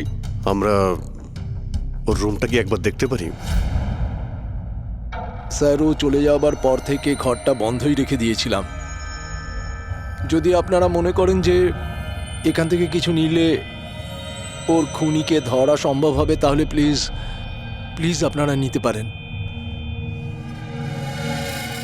এসব কেমিস্ট্রির বই, আমরা তো কিছু বুঝতেই পারবো না এর। ডক্টর সালুকে স্যারকে পাঠিয়ে দিই, যদি উনি কিছু বলতে পারেন। আচ্ছা, এই যে ফটোগ্রাফটা আছে এইখানে, কলেজের প্রিন্সিপাল স্যারের সঙ্গে যে 4 জন আছে এইখানে, এদের সবাইকে চেনেন আপনি? হ্যাঁ, এরা ওর ছোটবেলাকার বন্ধু। তুষার, লোকেশ, বীর, খুশি, ওরা সব কলেজে একসাথেই পড়তো আর খুব ভালো বন্ধু ছিল। আচ্ছা, এদের সঙ্গে একবার দেখা করি। এদের অ্যাড্রেস দিন তো আমায়। হ্যাঁ,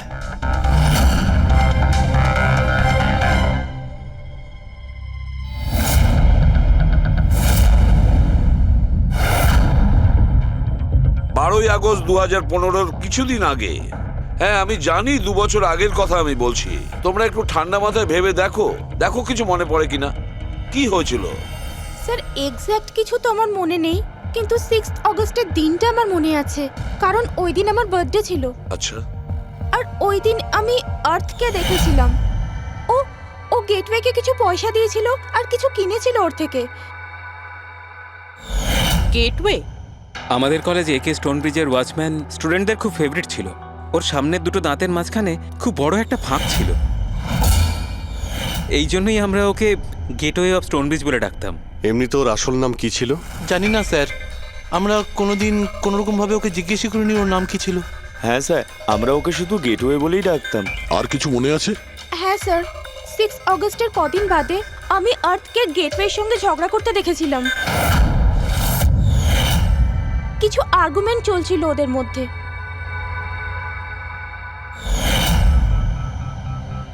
ঠিক আছে, তোমরা যেতে পারো। যদি দরকার পড়ে তোমাদের আবার ডাকবো।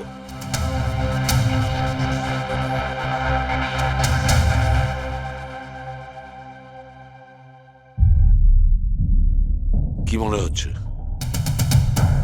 গার্ডকে আমাদের ধরতে হবে, ও নিশ্চয়ই কিছু বলতে পারবে। আর স্যার, এই ছেলেটা ওয়াচম্যানের থেকে কি কিনছিল? এক্সকিউজ মি স্যার, হ্যাঁ, আমি আপনাদের কিছু বলতে চাই। কি?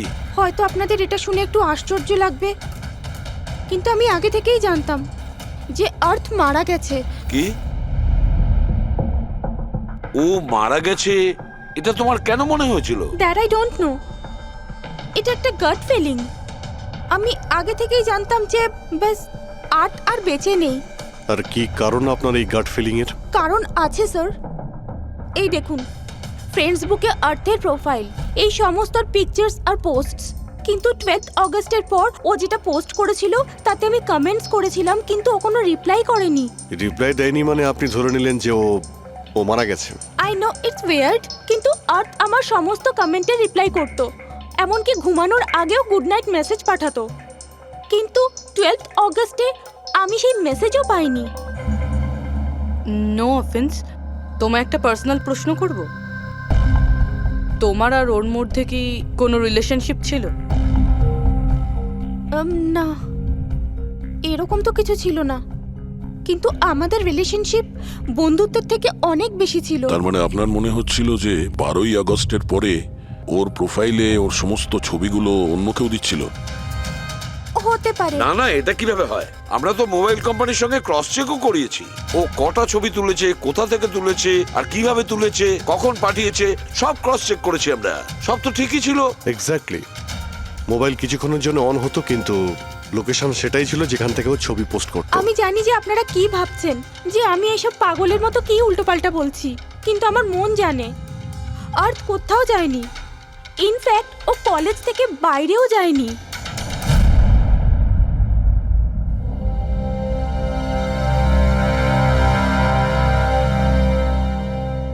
স্যার, হ্যাঁ স্যার এটা দেখুন। খুশি ঠিক বলছিল, আর্থ কোথাও যায়নি। এটা কি করে সম্ভব? স্যার, আমি সব ছবির রিভার্স ইমেজ চেক করেছি। রিভার্স ইমেজ মানে যা থেকে তার ডিটেলসটা পাওয়া যায়? হ্যাঁ স্যার, যদি ধরুন কোনো ছবি আমরা ইন্টারনেটে আপলোড করি, তাহলে সেই ছবির সব ডিটেলস আমরা পেয়ে যাব। কটার সময় তোলা হয়েছিল, কোথায় তোলা হয়েছিল, সব।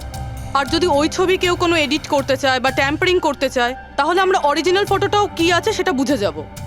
আর স্যার, 12ই আগস্টের পর থেকে যতগুলো ছবি আপলোড করেছিল, আমি সেগুলোর রিভার্স ইমেজ চেক করেছি। এই দেখুন স্যার, কি পেয়েছি।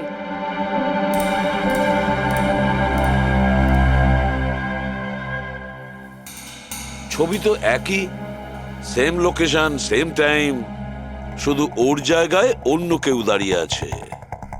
কেউ এডিট করে এটাকে এর জায়গায় আর্থের চেহারা লাগিয়ে দিয়েছে। এক্স্যাক্টলি। তার মানে ছেলেটা ওই সব জায়গায় যায়নি, বরং এ তো কলেজ থেকেই বাইরে যায়নি। ওই বেচারা তো 12ই আগস্ট 2015 মারা গিয়েছে। কিন্তু ওকে কে খুন করতে পারে? সেটা তো গেটওয়ে ওয়াচম্যানই বলতে পারবে। খোঁজ নিতে হবে কোথায় আছে। স্যার, প্রিন্সিপালের সঙ্গে কথা হলো। গেটওয়ের আসল নাম শৈলেশ স্যার। আচ্ছা স্যার, 11ই আগস্ট 2015 আর্থ শৈলেশের বিরুদ্ধে কলেজের বোর্ডে একটা চিঠি লিখেছিল যে ও ড্রাগস বেচে, এই সুগার হাই ড্রাগস। আর 12ই আগস্ট ওকে চাকরি থেকে তাড়িয়ে দেওয়া হয়েছিল। ওটা হোক বা না হোক, নিশ্চয়ই শৈলেশের হাত আছে ওর খুনের ব্যাপারে। কলেজের লোকেরা ওর নামে কমপ্লেন করেনি পুলিশে? না স্যার, প্রিন্সিপালের নাকি দয়া হয়েছিল। শৈলেশ খুব গরিব মানুষ, একা ইনকাম করতো, তাই ওকে ছেড়ে দেওয়া হয়। আচ্ছা, বাড়ির লোকেরা কি বলছে শৈলেশের?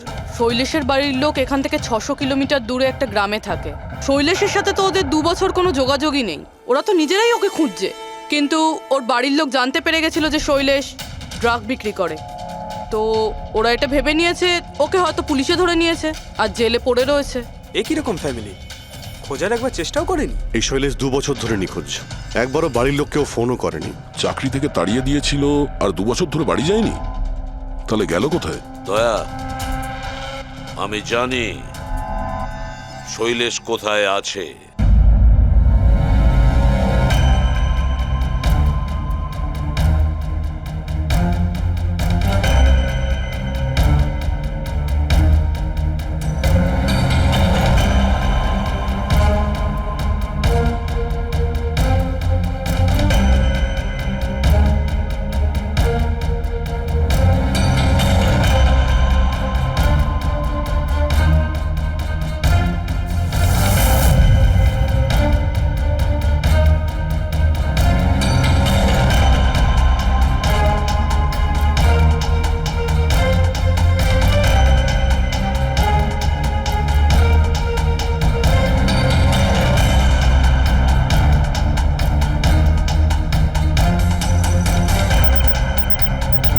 স্যার, স্যার,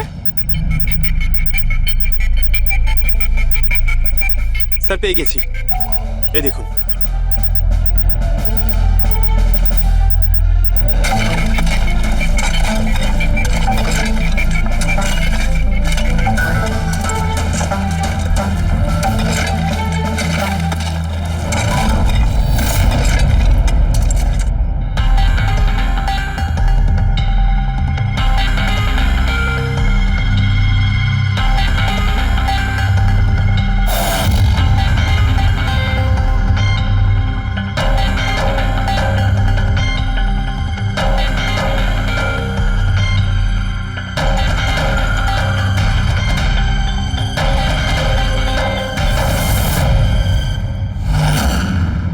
লাশটা তো পুরোপুরি কঙ্কাল হয়ে গিয়েছে। একে চিনতে পারবো কিভাবে? ডক্টর সালুখে আছে তো? এই লাশটাকে চেনার জন্য ডক্টর সালুখের কোনো প্রয়োজন নেই। এই কঙ্কাল নিজেই তার পরিচয় বলে দিচ্ছে। এই দেখো, এর দাঁতের মাঝখানে গ্যাপ আছে। কলেজের ওয়াচম্যান শৈলেশ কুমার। স্যার, আশ্চর্য ব্যাপার, পার্কিং লটে দুটো লাশ পাওয়া গেল আর কেউ এটার ব্যাপারে কিছু জানেই না। You are right. কারোর তো এটা জানা উচিত ছিল। তার তো অবশ্যই জানা উচিত যে পার্কিং লটের ফ্লোর বানিয়েছে।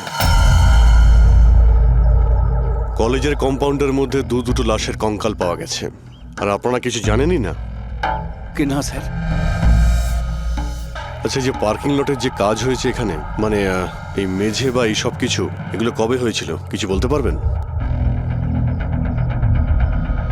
এগুলো তো 7ই অগস্ট 2015। মানে 2 বছর আগে, যে সময় আর্থ মারা গিয়েছিল, মানে তার আশেপাশেই।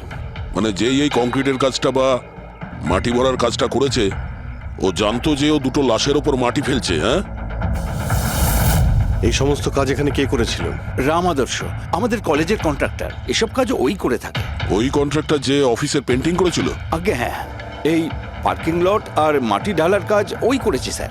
এই রাম আদর্শ থাকে কোথায়? লোকটা তো দেখছি বাড়িটা বেশ ভালোই হাঁকিয়েছে। একজন কন্ট্রাক্টরের এত বড় বাড়ি।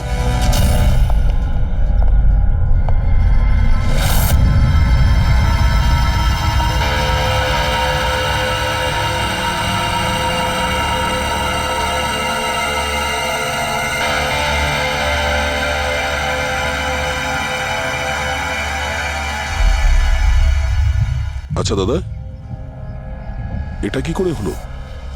কি আর বলবো বাবা, আমার তো আর জীবনের প্রতি মায়া দয়াই নেই। দেখো না, কালকেই কত হাসি ঠাট্টা করছিল আদার, আর কালকেই হঠাৎ একটা অ্যাক্সিডেন্টে প্রাণ চলে গেল। অ্যাক্সিডেন্ট? অ্যাক্সিডেন্ট? আগে আর্থ আর শৈলেশ মরেছিল, এখন এই রাম আদর্শ। একমাত্র এই ছিল যে এই কেসের শেষ সাক্ষী। এটা কারো প্ল্যান মনে হচ্ছে বস। আর এটা তো কোনো কাকতালীয় হতে পারে না। মনে হচ্ছে কেউ জেনে গেছে যে আমরা এই কেসটাকে ইনভেস্টিগেট করছি, নিজের জীবন বাঁচানোর জন্য রাম আদর্শকে মেরে দিল। আমার তো মনে হয় এই কলেজেরই কেউ হবে। সে কে এটা জানতে কলেজের হিস্ট্রি ঘাঁটতেই হবে। স্যার, স্টোনব্রিজ কলেজের ফিনান্সিয়াল হিস্ট্রি একদম ক্লিন।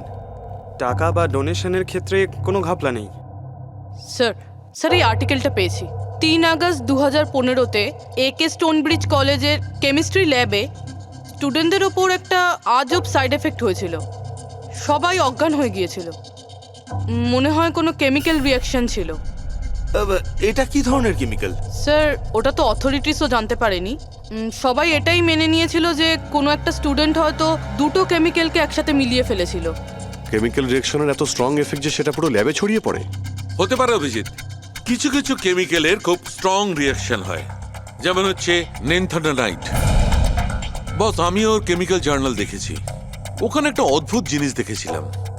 10ই আগস্ট 2015-তে ওর কেমিক্যাল জার্নালে একটা বিশেষ কথা লিখেছিল।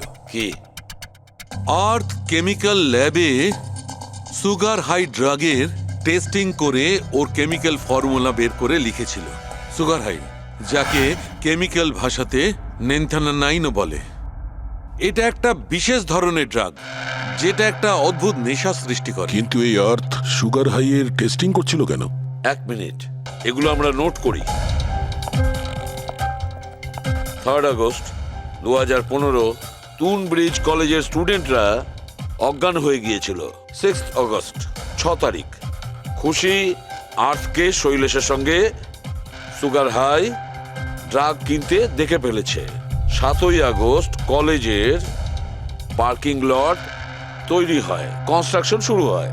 10th আগস্ট আর্থ সুগার হাই কেমিস্ট্রি ল্যাবরেটরিতে টেস্ট করে। 11ই আগস্ট আর্থ কলেজ বোর্ডকে জানিয়েছিল শৈলেশ কলেজে ড্রাগস বিক্রি করে। 12ই আগস্ট 2015 শৈলেশকে চাকরি থেকে বরখাস্ত করা হয়। আর ওই দিনেই, মানে 12ই আগস্টের দিনেই আর্থকে খুন করা হয়।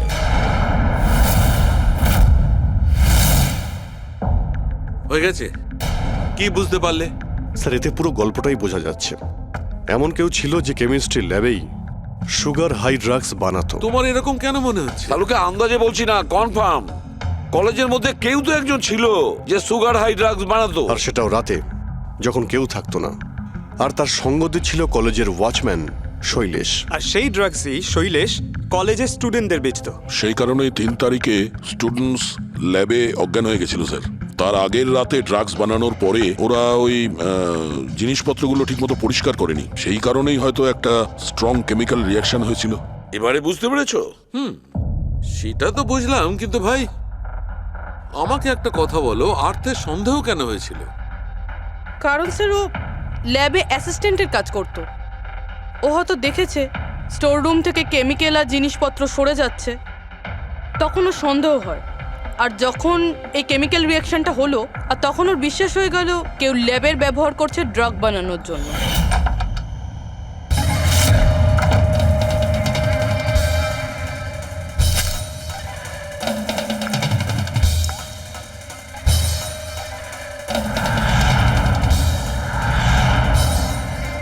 তারপর 10 তারিখে আর্থ ল্যাবে সুগার হাইয়ের টেস্ট করেছিল, এইটা জানার জন্য যে ওগুলো সত্যি সত্যি ড্রাগস কিনা।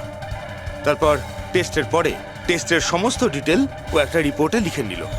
যখন ওর জানতে পারলো যে এই সুগার হাই একটা ড্রাগস, তখন ও কলেজ বোর্ডকে একটা চিঠি লিখেছিল। যখন এই কথা ওই ড্রাগ বানানো লোকেরা জানতে পারলো, তখন ওরা ভয় পেয়ে গেছিল কে এই অর্থ ওদের কাছে পৌঁছে যাবে, সেই কারণে আর্থকে মেরে দিয়েছিল। তারপরে স্যার শৈলেশকে মারে, যাতে ওর কোনো উইটনেসই না বেঁচে থাকে। কিন্তু স্যার এরকমটা কে করতে পারে? যে কেউ হতে পারে, যার কেমিস্ট্রির ওপর খুব ভালো দখল আছে আর যে সবসময় ল্যাবে যাতায়াত করতো। স্যার ওই কলেজের প্রিন্সিপাল,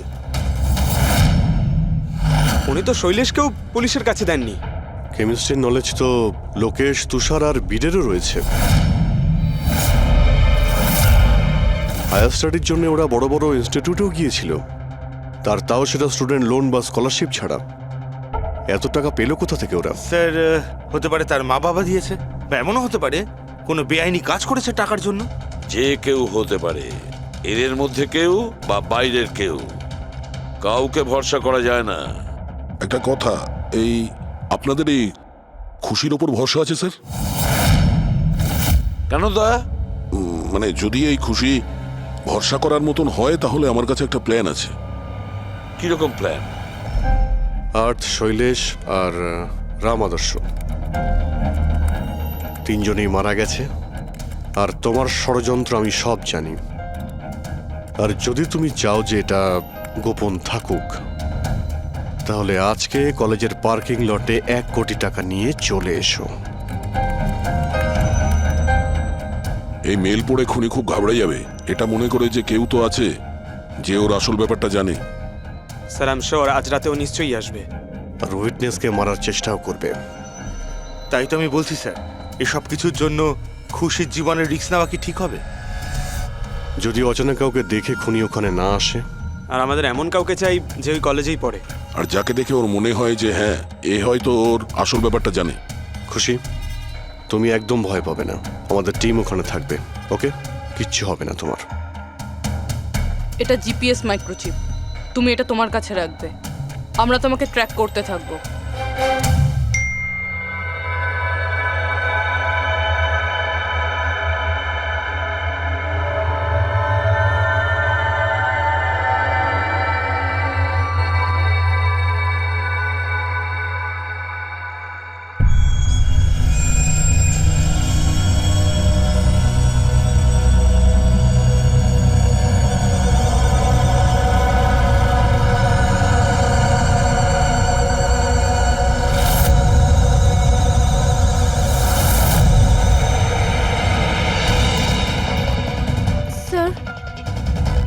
আপনারা কাউকে দেখতে পেলেন কি?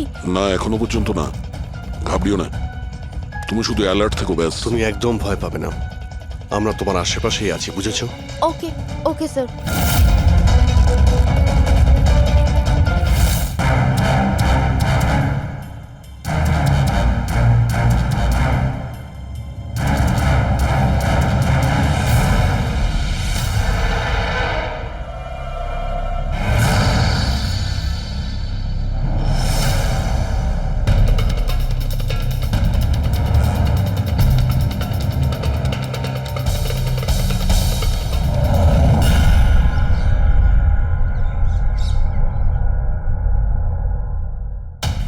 স্যার খুনি মেল পড়েও আসেনি?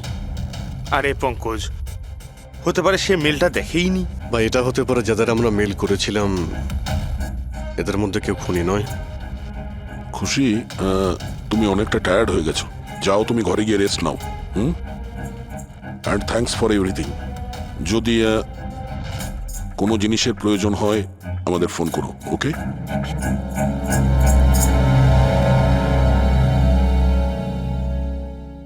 ভাই এরকম হতেই পারে না যে ওরা মেল পাওয়ার পরে ওখানে চেক করতে আসবে না।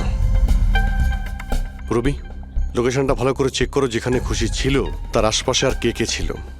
এই রাম আদর্শের ডিটেলসও চেক করতে হবে, এত বড় লোক কি করে হলো। খুনিকে ব্ল্যাকমেল করছে হয়তো। ব্ল্যাকমেল যদি করেই থাকে তো ওর টাকা কোথা থেকে আসতো? ফ্রেডি, ওর অ্যাকাউন্টটা ভালো করে চেক করো, দেখো ওর কাছে টাকা কোথা থেকে আসতো। স্যার পেয়ে গেছি। কাল রাতে তুষার, লোকেশ আর বীরের লোকেশন কলেজের আশেপাশেই ছিল। মানে এরা তিনজন মিলে ড্রাগস বানাচ্ছিল? এদের সবার ডিটেলসটা বের করো পঙ্কজ। কিন্তু স্যার এরা যদি ওখানেই থেকে থাকে তাহলে পার্কিং লটে এলো না কেন? দেখতে এসেছিল হয়তো যে ওদের ব্ল্যাকমেল কে করছে।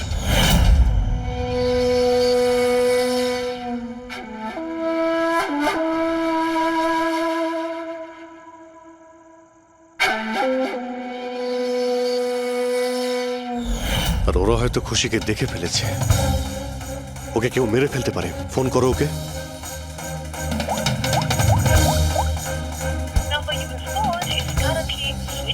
সুইচ অফ আসছে। Switched off? স্যার এই তো 2 মিনিট আগেও ফেসবুকে একটা স্ট্যাটাস আপডেট করলো, need a break, going on holiday. তাহলে ফোনটা সুইচ অফ হলো কি করে? আচ্ছা, খুশির কিছু ওই চিপ যেটা আমরা দিয়েছিলাম সেটা হয়তো ওর কাছেই আছে। ও লোকেশন ট্র্যাক করো কোথায় আছে। স্যার, এই রাম আদর্শর রাম কাহিনী আমার মাথায় ঢুকে গেছে। 2রা আগস্ট 2015-র পরে ও একটার পর একটা বড় বড় গভর্নমেন্ট প্রজেক্ট পেতে থাকে এবং তার ফলেই ও আজকে এত বড় লোক। আর এই সমস্ত প্রজেক্ট দিয়েছিল একটাই লোক, প্রণব, কলেজের চেয়ারম্যান। স্যার, একটা শকিং নিউজ আছে। প্রণব তুষারের আঙ্কেল। মাই গড, এর মানে হলো তুষার আর তার বন্ধুরা এই কলেজে ড্রাগ বানাচ্ছে আর প্রণব ওদের প্রশ্রয় দিচ্ছে। আর এখন ওরা খুশিকে মারতে চাইছে। স্যার, স্যার খুশির লোকেশন খুঁজে পেয়েছি।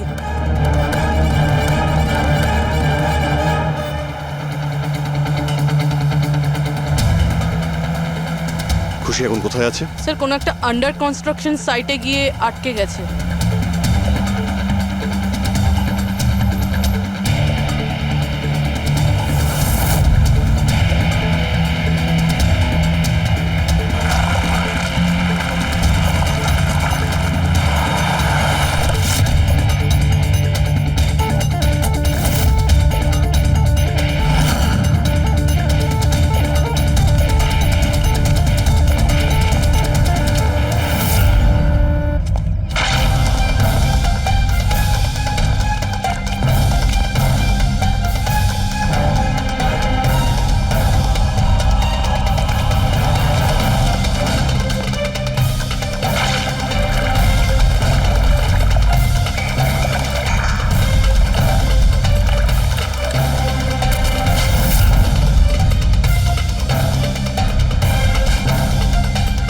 একদম টাটকা সিমেন্ট।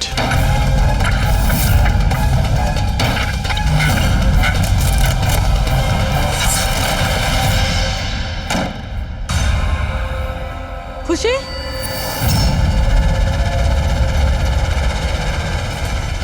খুশি? খুশি? স্যার, স্যার এ বেঁচে আছে।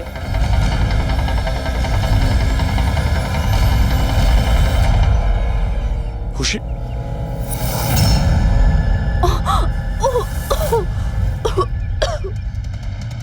ওরা হয়তো বেশি দূর যেতে পারেনি। ওদের ফটো সমস্ত পুলিশ স্টেশনে পাঠিয়ে দাও, ধরা পড়ে যাবে। 3টেকে তো পরে দেখবো, আগে ওই লোকটার ঘাড় ধরি যার হাত এদের মাথার উপরে আছে। প্রণব। ঠিক আছে।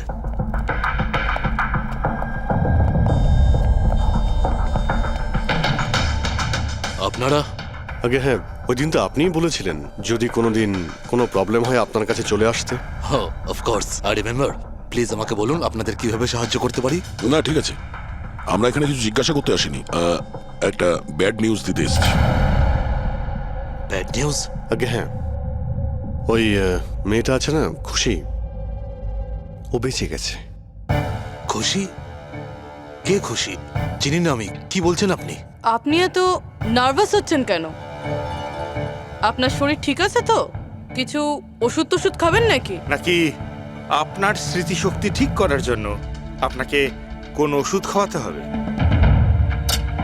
বস, কাজ হয়ে গেছে। স্যার ওই মেয়েটাকে তো আমরা পুঁতে দিয়েছ,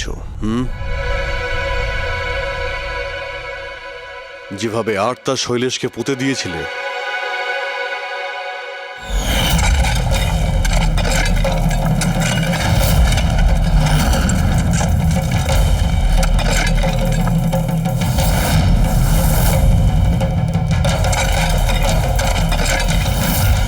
অন্তত ওই জুতোর থেকে ওই সিমেন্টগুলো তো পরিষ্কার করে নিতে, যার নিচে ওই মেয়েটাকে কবর দিয়েছো।